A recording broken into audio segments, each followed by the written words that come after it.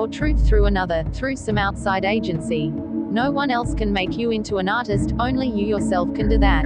That is what I want to say. I can give you paint brushes and canvas, but you yourself have to become the artist, the painter. I cannot make you into one. Now in your attempts to become spiritual, most of you seek teachers, saviors, but I say that no one in the world can free you from the conflict of sorrow. Someone can give you the materials, the tools, but no one can give you that flame of creative living. You know, we think in terms of technique, but technique does not come first. You must first have the flame of desire, and then technique follows. But, you say, let me learn. If I am taught the technique of painting, then I shall be able to paint. There are many books that describe the technique of painting, but merely learning technique will never make you a creative artist. Only when you stand entirely alone, without technique, without masters, only then can you find truth. Let us understand this first of all. Now you are basing your ideas on conformity. You think that there is a standard, a way, by which you can find truth, but if you examine, you will discover that there is no path that leads to truth. In order to be led to truth, you must know what truth is, and your leader must know what it is. Isn't that so? I say that a man who teaches truth may have it, but if he offers to lead you to truth and you are led, then both are in illusion. How can you know truth if you are still held by illusion? If truth is there, it expresses itself. A great poet has the desire, the flame for creative writing, and he writes. If you have the desire, you learn the technique.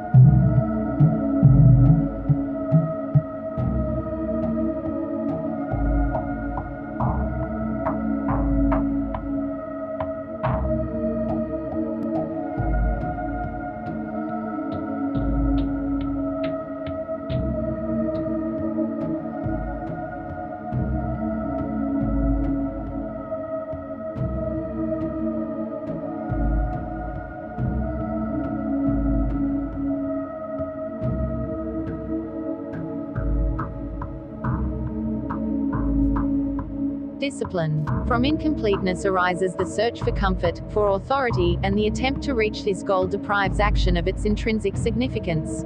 But when you become fully aware with your mind and your heart of the cause of incompleteness, then incompleteness ceases. Out of this awareness comes action that is infinite because it has significance in itself. To put it differently, as long as mind and heart are caught up in want, in desire, there must be emptiness. You want things, ideas, persons, only when you are conscious of your own emptiness, and that wanting creates a choice. When there is craving there must be choice, and choice precipitates you into the conflict of experiences. You have the capacity to choose, and thereby you limit yourself by your choice. Only when mind is free from choice is there liberation. All want, all craving, is blinding, and your choice is born of fear, of the desire for consolation, comfort, reward, or as the result of cunning calculation. Because of the emptiness within you, there is want. Since your choice is always based on the idea of gain, there can be no true discernment, no true perception, there is only want. When you choose, as you do choose, your choice merely creates another set of circumstances which result in further conflict and choice. Your choice, which is born of limitation, sets up a further series of limitations, and these limitations create the consciousness which is the I, the ego. The multiplication of choice you call experiences. You look to these experiences to deliver you from bondage, but they can never deliver you from bondage because you think of experiences as a continuum.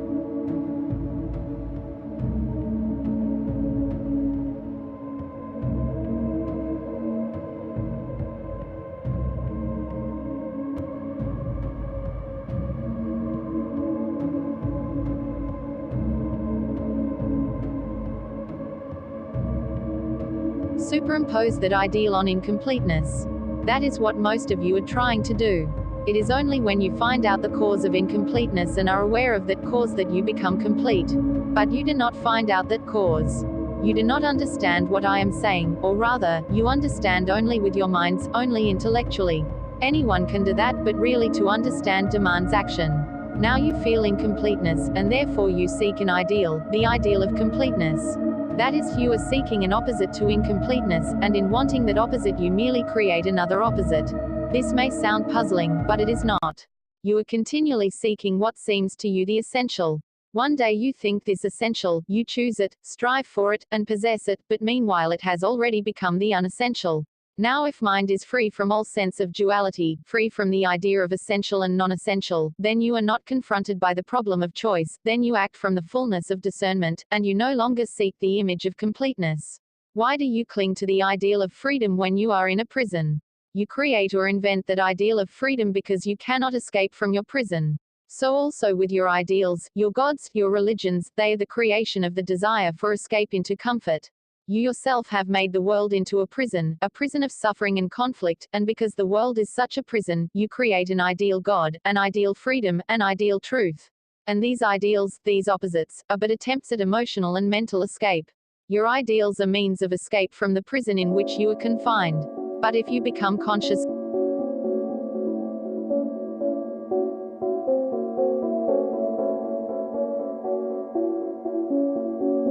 superimpose that ideal on incompleteness. That is what most of you are trying to do. The creation of authority is the important thing, not the steps leading to authority or the steps leading to the overthrow of authority. Why do you create authority? What is the cause of your creating authority? It is, as I have said, the search for security, and I shall have to say this so often that it will become almost a formula for you. Now you are searching for a security in which you think you will need to make no effort, where you will not need to struggle with your neighbor. But you will not attain this state of security by searching for it. There is a state which is fulfillment, which is the assurance of bliss, a state in which you act from life, but that state you attain only when you no longer seek security. Only when you realize with your whole being that there is no such thing as security in life, only when you are free from this constant search, can there be fulfillment. So you create authority in the shape of ideals, in the shape of religious, social, economic systems, all based on the search for individual security. And you yourself are therefore responsible for the creation of authority, to which you have become a slave. Authority does not exist by itself. It has no existence apart from him who creates it. You have created it, and until you are aware with your whole being of the cause of its creation, you will be a slave to it. And you can become aware of that cause only when you are acting, not through self-analysis or intellectual discussion. Question: I do not want a set of rules for being aware, but I should very much like to understand awareness. Must not great effort be made to be aware of each thought as it arises, before one arrives at the state of effortlessness?